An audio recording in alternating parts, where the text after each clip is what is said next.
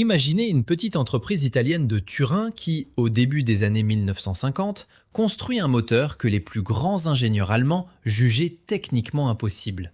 Pas de production de masse, pas de chaîne d'assemblage industrielle, juste une poignée de concepteurs animés par une idée folle. Et soudain, cette voiture se retrouve sur les mêmes circuits que la Mercedes-Benz 300 SL, que Ferrari, que Porsche, et elle ne roule pas derrière, elle roule devant. Ce n'est pas une exagération, c'est l'histoire de la Lancia Aurelia. Et c'est exactement pour cette raison que de nombreux pilotes allemands la surnommèrent plus tard, avec un respect mêlé d'agacement, la hantise de Mercedes. Pour comprendre pourquoi cette voiture a fait une telle onde de choc dans le monde automobile européen, il faut remonter jusqu'à un homme nommé Vincenzo Lancia. Cet homme n'était pas un industriel ordinaire. Il avait lui-même été pilote de course, il avait tenu le volant pour Fiat. Il connaissait donc la physique de la conduite, non pas dans les livres, mais dans son propre corps, dans chaque nid de poule, dans chaque virage négocié à haute vitesse. En 1906, il fonda avec son ami Claudio Fogolin l'entreprise Lancia, et dès la première seconde, il était clair que cette maison fonctionnerait différemment de la concurrence. Tandis que les autres constructeurs misaient sur des solutions éprouvées, Lancia voulait toujours avoir une longueur d'avance, toujours prendre le risque de tenter quelque chose de totalement nouveau. Cette philosophie coûta parfois très cher à l'entreprise au fil des décennies, mais elle donna aussi naissance à des avancées techniques qui se retrouvent aujourd'hui encore dans chaque voiture moderne, de la carrosserie autoporteuse à la suspension à roues indépendantes. Après la Seconde Guerre mondiale, alors que la moitié de l'Europe était encore en ruine et que l'industrie automobile allemande se relevait péniblement du néant, le fils de Vincenzo, Gianni Lancia, prit les rênes de l'entreprise. Et ce jeune homme avait une ambition presque dangereuse.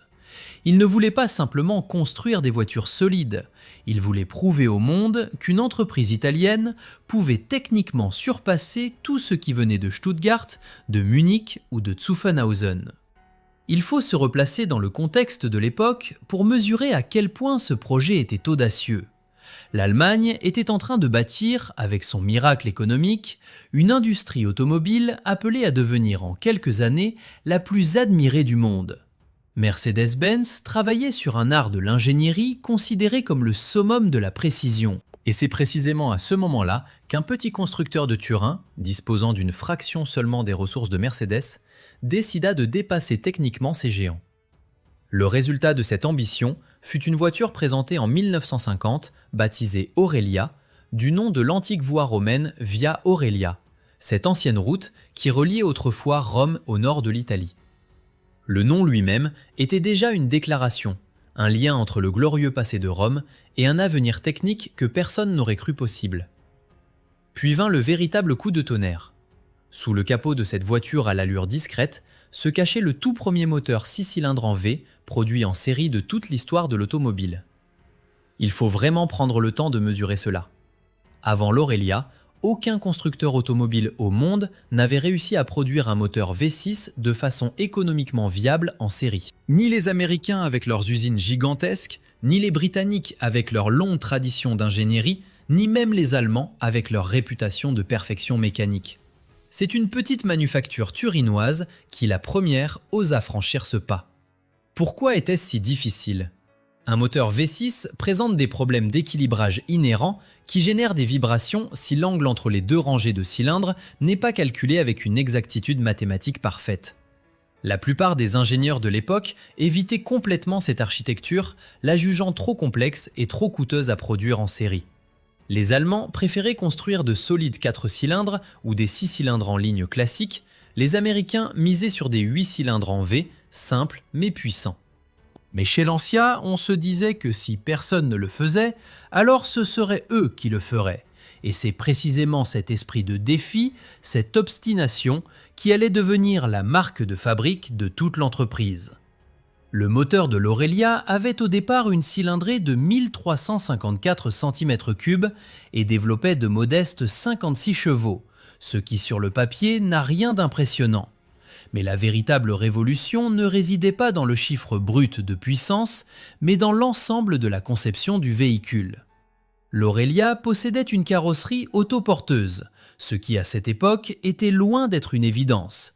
De nombreux concurrents construisaient encore sur des châssis à échelle classique.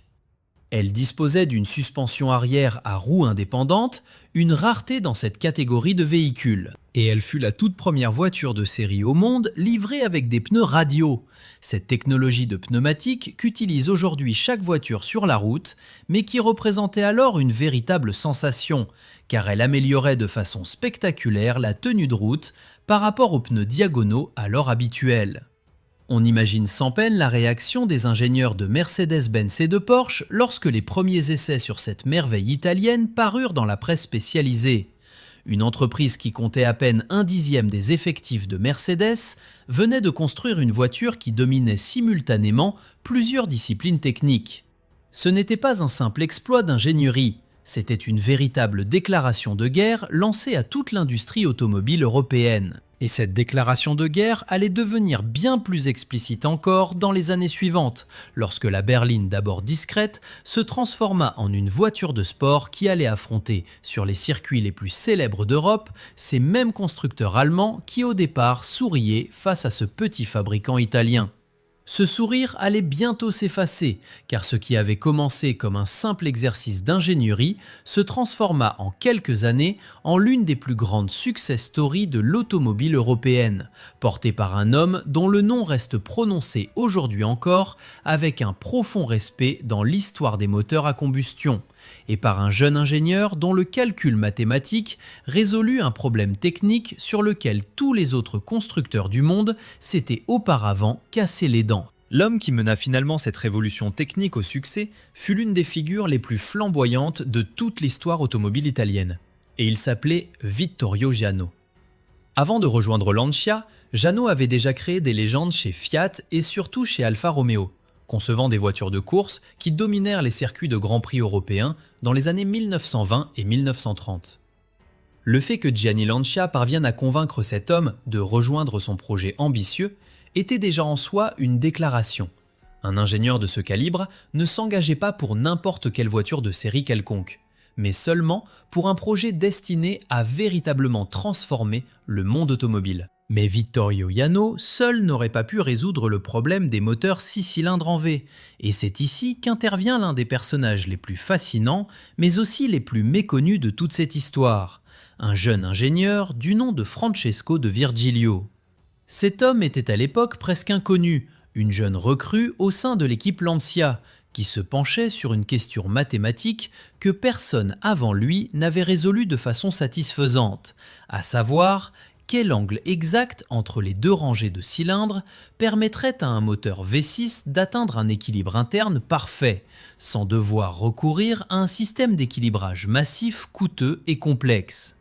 De Virgilio calcula, recommença, calcula encore, et finit par conclure qu'un angle de 60 degrés entre les rangées de cylindres, combiné à un certain décalage des manetons du vilebrequin, était la solution. Cela paraît aujourd'hui sobre et technique, mais ce calcul fut à l'époque une véritable sensation, car il rendait enfin le moteur V6 viable pour la production en série, sans les vibrations brutales qui avaient jusque-là fait échouer toutes les tentatives similaires.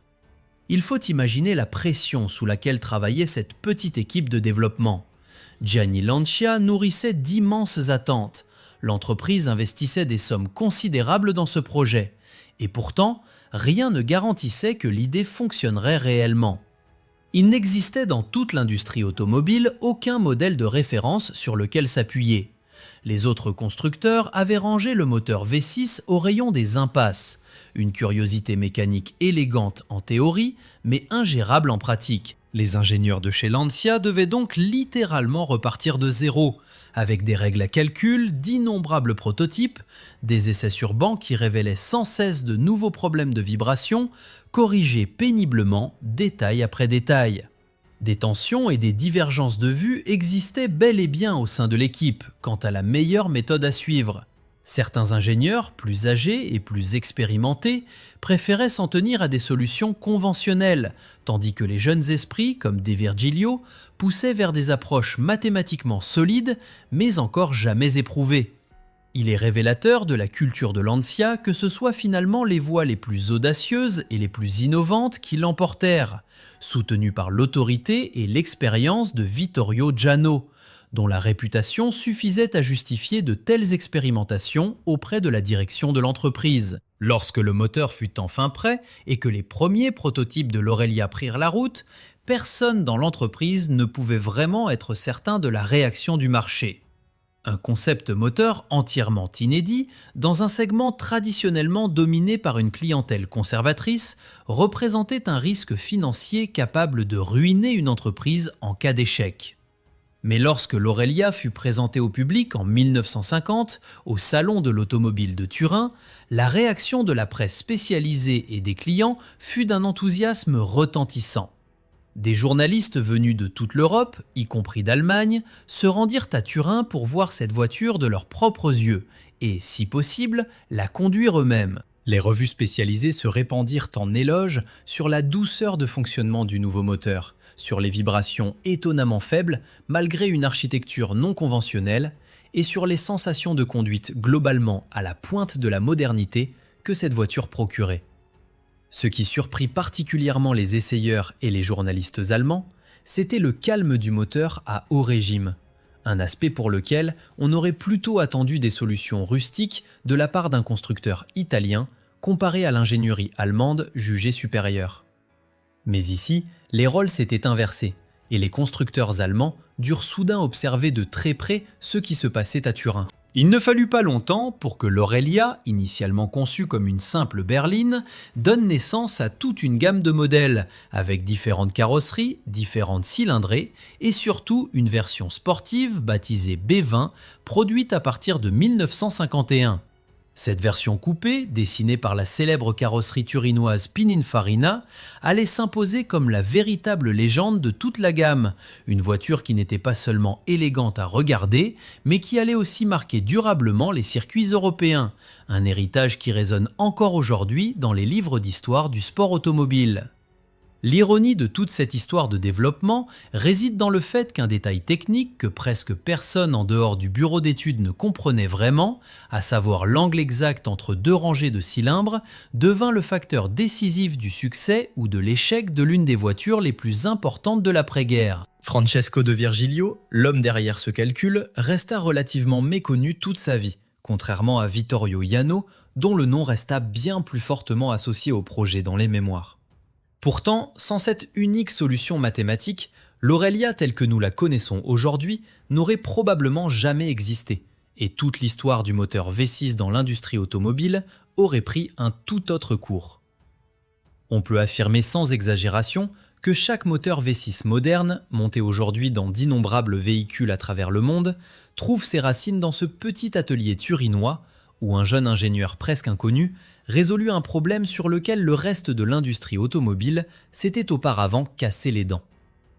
Venons-en maintenant à la partie de cette histoire qui fit définitivement entrer l'Aurelia dans la légende, à savoir ses exploits sur les circuits européens. La version coupée sportive, la B20, devint en quelques années l'un des adversaires les plus redoutés lors des courses où les constructeurs allemands et italiens s'affrontaient traditionnellement pour la suprématie.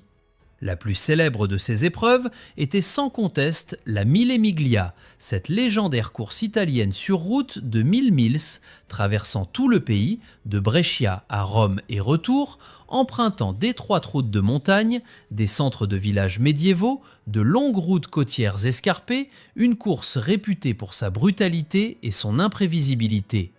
Lorsque la Lancia Aurelia B20 prit le départ de cette course, elle affronta une concurrence qu'on ne pouvait prendre à la légère. Il y avait d'abord Ferrari, le grand rival italien, avec ses puissants moteurs 12 cylindres, misant tout sur la performance brute. Il y avait Mercedes-Benz avec sa 300 SL, cette voiture aux portes en élytre, qui affichait la précision de l'ingénierie allemande et une vitesse de pointe impressionnante. Et il y avait Porsche, la petite entreprise ambitieuse de Stuttgart qui tentait, avec des véhicules légers et maniables, de rivaliser avec une concurrence bien plus motorisée. C'est dans ce bassin de requins que l'Aurelia plongea avec un moteur 6 cylindres à l'allure modeste et beaucoup d'observateurs pensaient qu'elle n'aurait tout simplement aucune chance. Mais c'est précisément là que se révéla ce que les ingénieurs italiens de Lancia avaient vraiment créé.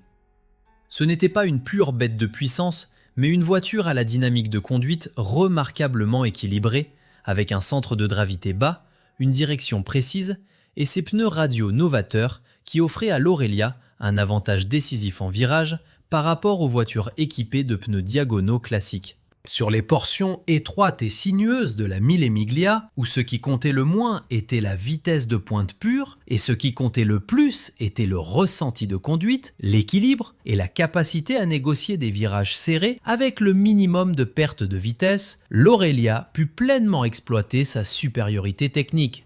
Lors de l'édition de la course en 1950 et dans les années suivantes, l'Aurelia obtint des victoires de catégorie et des classements généraux remarquables, bien au-delà de ce que l'on aurait attendu d'une voiture à la cylindrée aussi modeste.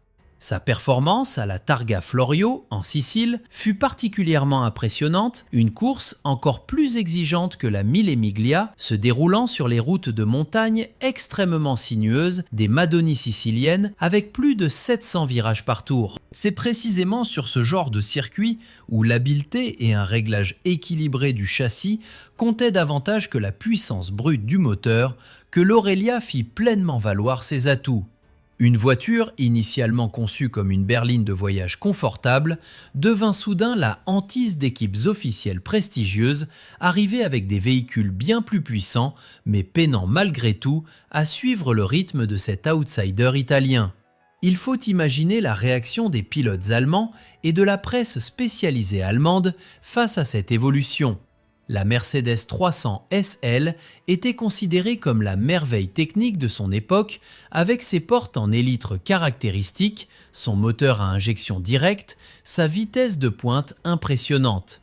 Et pourtant, cet objet de prestige de l'industrie automobile allemande dut s'imposer sur les routes de montagne étroites d'Italie face à une voiture n'ayant qu'une fraction de sa cylindrée et de sa puissance. Cette rivalité créa une tension qui dépassait largement le simple cadre sportif. Elle devint presque une question de prestige national entre l'Italie et l'Allemagne. Deux pays alors en pleine reconstruction d'une nouvelle identité industrielle après les ravages de la guerre.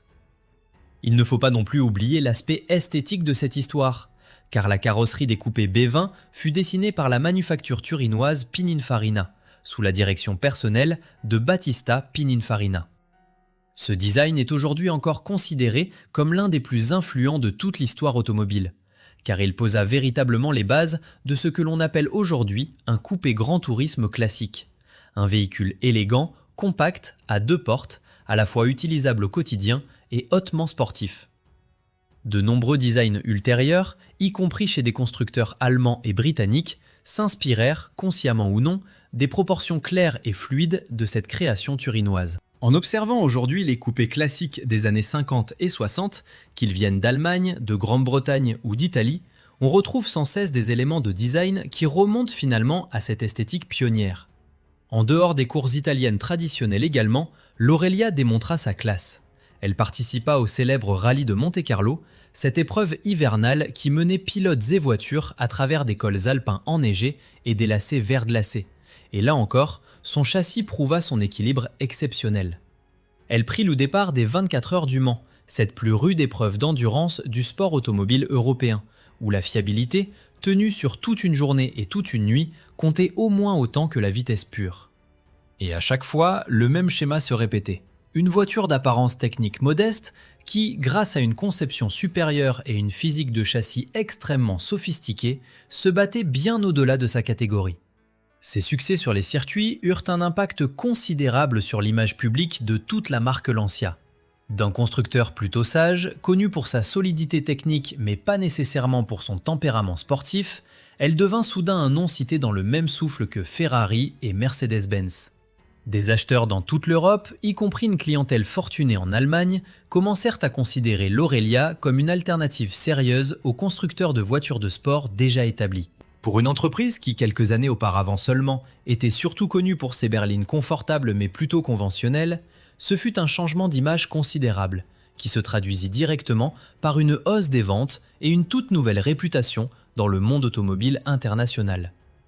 Mais ce succès retentissant sur les circuits allait plus tard se révéler être une arme à double tranchant, car il éveilla chez Gianni Lancia des ambitions dépassant largement ce que l'entreprise pouvait réellement se permettre sur le plan financier.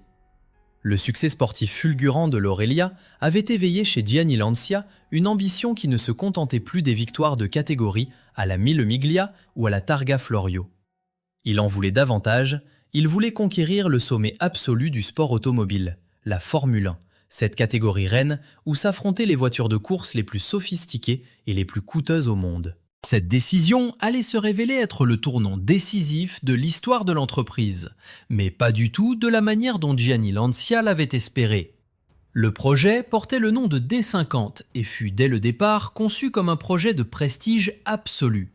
Vittorio Jano, ce même ingénieur de génie qui avait déjà développé le moteur V6 révolutionnaire de l'Aurelia, se vit confier la conception de cette monoplace de Formule 1. Et Jano livra effectivement une véritable prouesse technique, car la D50 introduisit un concept entièrement inédit, où le moteur V8 n'était pas monté séparément dans le châssis comme d'habitude, mais intégré comme élément porteur, transmettant les contraintes dans l'ensemble de la structure du véhicule. La voiture disposait en outre de réservoirs de carburant externes, positionnés entre les essieux afin d'optimiser la répartition du poids et de maintenir le centre de gravité aussi bas et aussi central que possible. Ces innovations étaient très en avance sur leur temps et allaient plus tard être reprises et développées par de nombreux autres constructeurs de Formule 1. Mais le développement de cette voiture de course extrêmement complexe engloutit d'énormes ressources financières, des ressources qui auraient normalement dû provenir de la vente des voitures de série, l'Aurelia en tête. Gianni Lancia investit dans le projet de Formule 1 avec une témérité qui suscita une inquiétude considérable jusqu'au sein même de sa propre entreprise. Les cadres dirigeants et les actionnaires avertirent que l'entreprise prenait des risques financiers excessifs. Mais Gianni ne se laissa pas freiner dans son ambition. Il voulait prouver, à tout prix, qu'un constructeur italien pouvait dominer non seulement sur la route, mais aussi dans la catégorie reine absolue du sport automobile, même face à l'écrasante concurrence de Mercedes-Benz, qui alignait alors en Formule 1, sous la direction de son légendaire directeur de course Alfred Neubauer, ses flèches d'argent à la pointe de la technologie. Lorsque la D50 fit finalement ses débuts en course en 1955, elle montra d'emblée des débuts assez prometteurs, mais l'hémorragie financière provoquée par le projet était déjà à ce stade catastrophique. Puis survint une tragédie qui ébranla l'ensemble du projet et, d'une certaine manière, l'entreprise tout entière. Alberto Ascari, l'un des plus grands pilotes italiens de sa génération, double champion du monde de Formule 1 et star pressenti pour mener la Lancia D50 vers le succès, trouva la mort lors d'un accident survenu pendant des essais sur le circuit de Monza, à peine quelques jours après avoir survécu à un grave accident lors d'une course à Monaco où sa voiture avait plongé dans le port. La mort d'Ascari fut un choc dépassant largement la seule dimension sportive. Elle toucha Gianni Lancia au plus profond de lui-même, car Ascari n'était pas seulement un pilote, mais aussi un ami personnel très proche. Après cette perte tragique, et face à la situation financière déjà critique de l'entreprise, Gianni Lancia se vit contraint de prendre une décision considérée aujourd'hui encore, dans l'histoire du sport automobile, comme remarquable. Il céda l'ensemble du projet de Formule 1 avec tous les véhicules, l'intégralité de la documentation technique et même une partie de l'équipe d'ingénieurs à son grand rival, Ferrari. Il faut vraiment mesurer la portée de cette décision. Une entreprise qui s'était elle-même imposée comme le challenger technologique de la Formule 1 offrit, au sens le plus littéral du terme, sa propre technologie de course ultra moderne à son plus grand concurrent, parce qu'elle n'avait tout simplement plus le choix sur le plan financier. Mais les problèmes financiers de l'entreprise étaient loin d'être résolus pour autant. Les investissements massifs engloutis dans l'aventure ratée de la Formule 1 avaient tellement épuisé les réserves de capital de l'entreprise que Lancia se trouvait au bord de la cessation de paiement. En 1955, la famille Lancia fut contrainte de céder le contrôle de l'entreprise. Le magnate des matériaux de construction, Carlo Pesanti, reprit la majorité de la société, et Gianni Lancia, l'homme qui s'était lancé avec une ambition sans limite pour hisser sa marque au sommet mondial, quitta l'entreprise fondée par son père et portant son propre nom de famille. Pour de nombreux observateurs de l'époque, ce fut l'une des ironies les plus amères de toute l'histoire automobile européenne. Une entreprise qui, avec l'Aurelia, avait produit l'une des avancées d'ingénierie les plus révolutionnaires de l'après-guerre, fut finalement conduite à la ruine financière par cette même ambition sportive qui l'avait auparavant menée à des succès si spectaculaires. Ce que devinrent les hommes et la technologie ayant donné naissance à la Lancia Aurelia et à la D50 constitue l'une des notes de bas de page les plus intéressantes, mais aussi les plus amères, de toute l'histoire automobile européenne. Vittorio Jano, l'ingénieur de génie qui avait conçu à la fois le moteur V6 révolutionnaire et la monoplace de Formule 1 innovante, rejoignit directement Ferrari après l'effondrement financier de Lancia. Cette même entreprise qui venait tout juste de recevoir en cadeau la documentation technique et les véhicules de la D50. Et c'est justement chez Ferrari que Jano allait connaître son plus grand triomphe. Les voitures D50 qu'il avait contribué à concevoir furent développées par les ingénieurs de Ferrari, renommés Lancia Ferrari D50. Et avec ces voitures, le pilote argentin Juan Manuel Fangio remporta en 1956 le championnat du monde de Formule 1. On imagine difficilement l'amère ironie qui dut régner lors de cette célébration. Un titre mondial remporté grâce à une technologie qui, à l'origine, aurait dû faire la gloire de Lancia, fut désormais célébré comme le triomphe de son plus grand rival. Mais l'histoire de l'Aurelia elle-même était loin d'être terminée. Bien au contraire, son héritage technique avait déjà commencé à influencer l'ensemble de l'industrie automobile européenne. Le succès du moteur V6 démontra de façon éclatante que cette architecture était viable pour la production en série, et dans les décennies suivantes, d'innombrables constructeurs, y compris de prestigieuses marques allemandes, allaient adopter ce type de moteur pour leurs propres modèles. Sans le travail pionnier de Vittorio Jano et du jeune Francesco de Virgilio, le développement de cette architecture moteur, aujourd'hui si répandue, aurait probablement été retardé de plusieurs années, voire de plusieurs décennies. Le design des coupés B20 signé Pininfarina marqua également, comme évoqué précédemment, toute la génération suivante de véhicules grand tourisme, et quiconque observe aujourd'hui les coupés sportifs classiques européens y retrouve dans leurs proportions et leur élégance l'influence de ce style turinois né au début des années 1950. Pour Lancia elle-même cependant, l'histoire prit une tournure plus tragique. Sous la nouvelle direction de Carlo Pesenti, l'entreprise perdit progressivement cette audace technique qui l'avait autrefois rendue si singulière. Certes, Lancia continua à produire, au cours des décennies suivantes, des véhicules remarquables et techniquement intéressants, mais l'esprit de ces premières années, où une petite entreprise turinoise osait défier la suprématie technologique de la concurrence allemande et italienne établie, ne put jamais être pleinement retrouvé. Au fil des décennies suivantes, l'entreprise changea plusieurs fois de propriétaire, fut finalement rachetée par Fiat, et bien qu'elle ait encore connu, à certaines périodes, des succès considérables en rallye, la marque finit par disparaître en grande partie de la plupart des marchés européens. Une sortie discrète, presque triste, pour une entreprise qui avait autrefois établi des standards techniques sur lesquels toute l'industrie se calquait. Et pourtant, lorsqu'on voit aujourd'hui une Lancia Aurelia B20 bien conservée, rouler à travers les Alpes lors d'un rallye classique de voitures anciennes, on ressent encore cette aura particulière, ce son inimitable du moteur 6 cylindres qui autrefois a pris la crainte à la concurrence allemande pourtant si sûre d'elle. Il est fascinant d'imaginer combien de pilotes talentueux, combien d'ingénieurs de génie et combien d'innovations techniques furent nécessaires pour qu'une entreprise relativement modeste de Turin parvienne, pendant un moment bref mais intense de l'histoire automobile, à faire trembler les plus grands noms du secteur.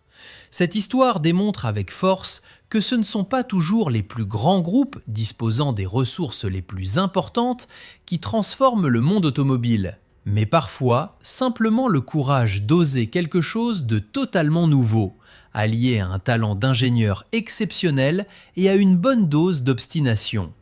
Si cette histoire sur la Lancia Aurelia et son combat contre les géants automobiles allemands vous a plu, n'hésitez pas à laisser un like, dites-nous en commentaire quelle voiture vous aimeriez découvrir dans une prochaine vidéo et abonnez-vous à cette chaîne pour ne manquer aucune des prochaines histoires sur les automobiles les plus fascinantes de l'histoire.